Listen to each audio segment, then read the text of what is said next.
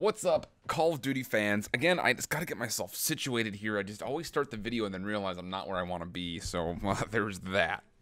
Anywho, let's go ahead and dig in. Sorry, I've been a little bit MIA this weekend. I had a bunch of plans, and honestly, I got a little sick. I'm looking a little rough today, but we're gonna dig through. We've got the week 3 setup and also our week 3 power rankings to go through for you guys. And there's a lot of things to talk about. Division A completely done now for the first phase of their interdivisional gameplay.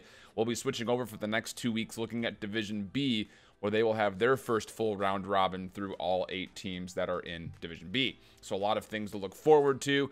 On top of that, there also is a lot of balance changes. I'm not going to talk super about the balance changes just because everyone's going to be dealing with it. This first week is going to be a lot of figuring out, especially throughout the midweek. So it's interesting for them to make such a big change right in the middle of a CWL week. But again, esports doesn't necessarily drive the game. Let's just dig in and take a look at what the standings were looking like after our first 2 weeks, specifically for Division A. Of course, Genji, they only lost the one game that was to Midnight, so they still sit up at a 6-1 scoreline. Midnight just behind them after their 2 rather surprising losses, one being to Reciprocity, the other being at a 3-0 scoreline to Luminosity, who put together a pretty decent week. Optic, Red Reserve, both tied at 4-3. UIU and Luminosity down at 3-4, and then bringing up the rear, Reciprocity at 2-5, and Evil Geniuses at 1-6. Also, the week 3 schedule is starting to pop up on the right-hand side. We're going to be getting E United and Envy starting things off first. E United taking on Heretics, and 100 Thieves will be taking on Team Envy. Now, before we get into the power ranking side of things, again, as you take a look, Accelerate Gaming, by the way, new logo, so that's what you're seeing there if you're wondering what that black X with the blue line is through it. A lot of people had a lot of questions as far as, my power rankings last time through, as we had E United up top. 100 Thieves is still pretty low. This upcoming week, I will be doing a kind of eyes-on series where I will be doing in-depth analysis over some of the games, and specifically teams in specific, throughout their week of their gameplay. We're going to do things with Midnight Esports from week 1 because I have the footage. I just need to record it and do all the edits. But here's the thing about this analysis, and I'm going to be keeping an eye on teams like E United and 100 Thieves who are potentially doing what will be coming up for this next week's Eyes On. But there's the thing about it. It's not going to be just gameplay footage in the background and me just kind of talking about, oh, look, so-and-so got these kills and look at them move this way. Like, it's going to be actual freeze frames, blown up mini maps with drawings, pictures, and all the things as far as what goes right and what goes wrong. This is going to be real analysis, not some fake commentary analysis. I don't deal with that kind of stuff. If we're going to do it, we're going to do it right. So if you're interested in that kind of stuff, make sure you stay tuned for it. We'll be looking at Midnight first, and then, like I mentioned, throughout the week, we'll be taking a look at either E United or probably 100 Thieves, depending on how both those teams end up faring. But it will be E United taking on Heretics first, and then 100 Thieves taking on Envy for our games on Monday, the first day of the week. And then, of course, the rest of the schedule is as it goes. Actually, to be honest, as you take a look at it, honestly, E United has, I would say, one of the more interesting weeks because Heretics, you don't know how well they're going to perform. Then they have to go immediately into Enigma 6, who had that very impressive PLQ. And then things kind of get a little bit easier, at least they should, because they play Accelerate. And then we have no idea what's going to happen with 100 Thieves. My biggest team to look out for this week, as far as you take a look at who's playing up against who, watch out for Denial. They're playing up against Heretics, which is winnable, without a doubt.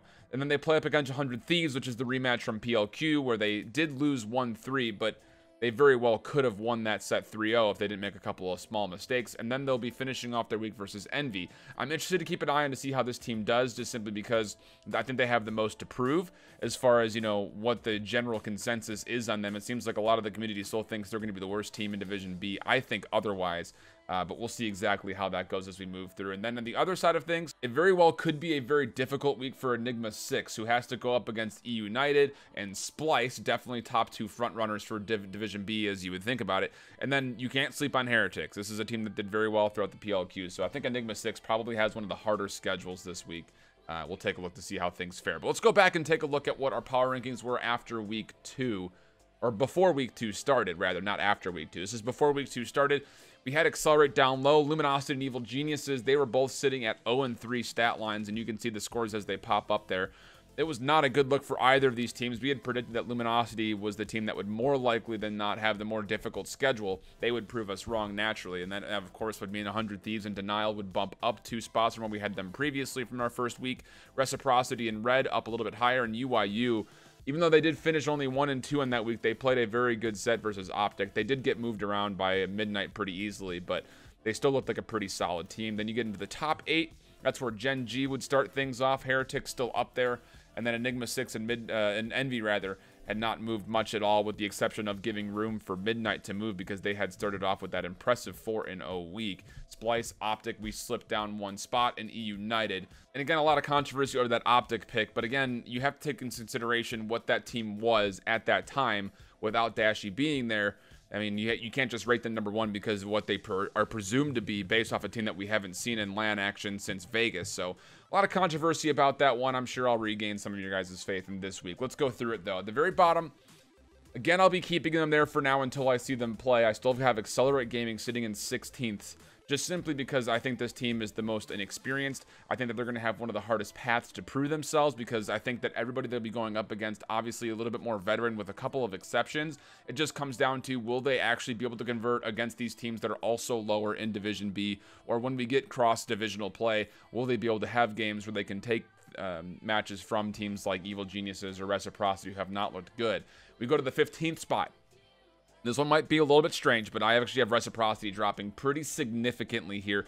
It's mostly for the fact that I think they need to make a change. Just up front in the SOG, gameplay has not been consistent. Wuskin's done everything he could as far as locking down an ICR role, but when you're not getting slang support up front, your stats aren't going to read so great. Tommy's been doing everything he possibly can, but he can't do it all by himself. Reciprocity with that 1-3 loss to Evil Geniuses was definitely not what you wanted to see. You could kind of see the reactions on their faces as they finished up the week. Of course, it was a close set versus UIU, and they were able to beat Midnight, which is probably why some people have these as question marks. But having that convincing loss versus Evil Geniuses, I don't think Midnight came to play on their first game, and I think UIU just had a couple of slips. I think UIU is still a better team, just not in that specific instance.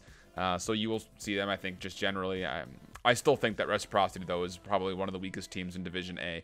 It's either that or Evil Geniuses, who I have up next in 14th. And again, they had a very, very rough start. They did go all the way to 5 with Luminosity. That could have been their first win. They got handled by Red Reserve, and then they would actually do very well versus Reciprocity. And the biggest thing, again, with the disparity between having Evil Geniuses just above them is the simple fact that Reciprocity, if they just weren't gunning flat out, like their rotations didn't look terrible, but their gun skill is just not consistent at the level that it needs to be up there in the rankings, in my opinion. Evil Geniuses have shown that they can play well on respawn. They obviously struggle a lot in search and destroy, but it's not necessarily for gunsmanship. It's more of this a simple fact that they're not able to execute fully and take care of odd man situations and utilize those score streaks and specialists to their fullest ability. I still think they have the ability to get better from here.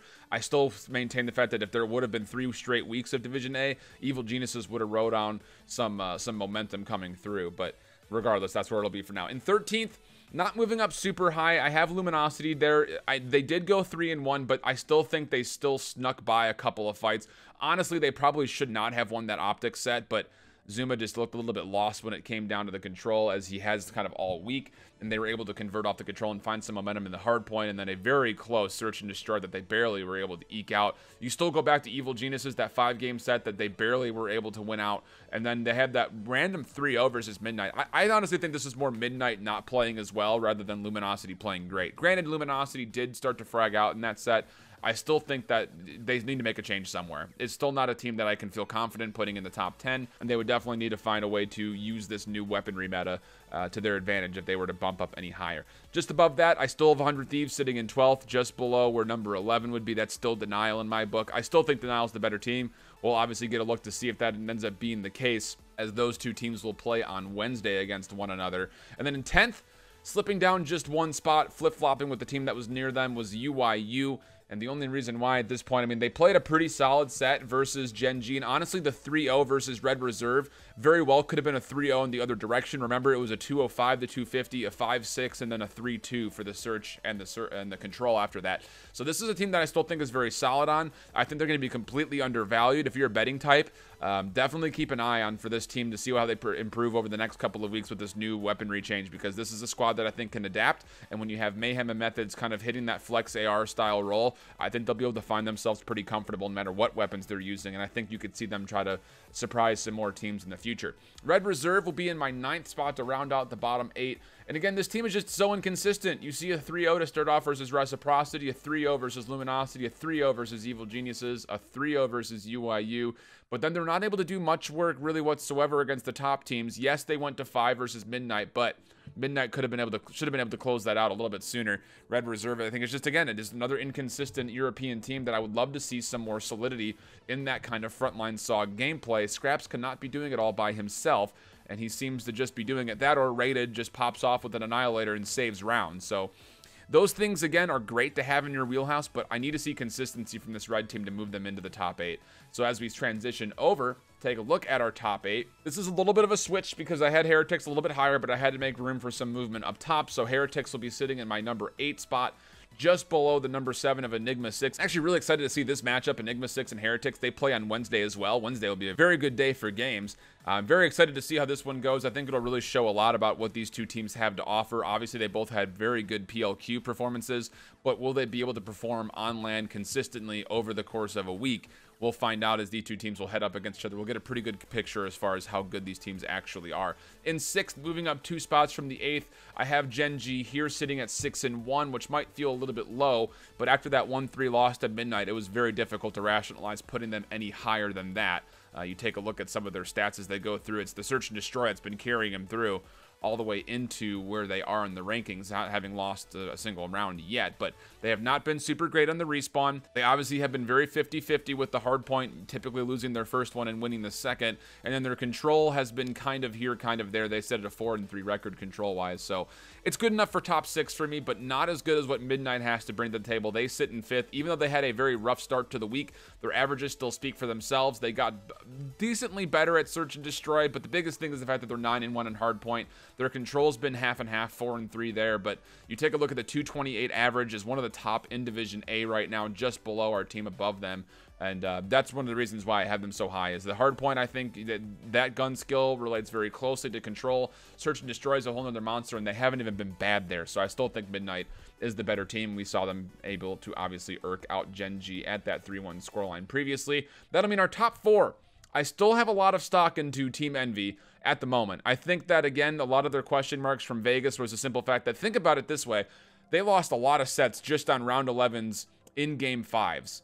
Search and Destroy had not been their strong suit. You figure they've done their work. They looked a lot stronger in the PLQ, obviously going up against a whole nother caliber of teams here, as they will have to deal with Splice, E United, and Enigma 6, all of which have looked very good in Search and Destroy in the past, so there'll be definitely big tests for Team Envy, but I still believe that they have the experience and the ability to adapt and be those high top performers that you are used to seeing from, obviously, World Championships last year. In the 3rd spot, I still have Splice sitting up here. We haven't been able to see much for what they're doing online, but I still think this team, based on what we saw back in Vegas and their ability to adapt and adjust, will put them a top 3 squad.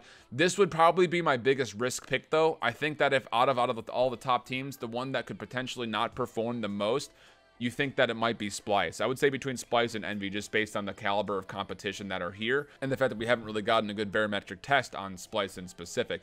Number 2, I'm still keeping Optic here. They didn't have the greatest of weeks, obviously. Their respawn still looks pretty decent, especially on hardpoint. They're 8-4 there, 5-5 on the Search and Destroy, 3-4 in control. And again, the biggest thing is what their perceived power could be with Dashy involved. And of course, we can cite online performances. Yes, they've looked good in the Pro Downs in the past when it comes down to handling teams like Enigma 6 and Midnight, these up-and-comers, even E United and Splice in the past. But the fact of the matter is we haven't seen this team on land in quite some time. The 2-3 losses to both Luminosity and Genji, I won't say were convincing, but again, you have to rate the team based off the power that they've shown so far. Obviously, they're able to do pretty well against those teams sitting in the middle of the pack. You know, your 3-1 on Red Reserve, the 3-1 on Reciprocity, the 3-0 and 3-2 on Evil Geniuses and UIU respectively. It just, for me, comes down to when this team can actually become full force again, because let's be honest, Zuma is not a long-term solution. As soon as March 1st comes into play, FaZe will likely be trying to make some moves to get themselves more involved, and you figure Zuma still on contract with FaZe will try to make a move there, which will leave number 1.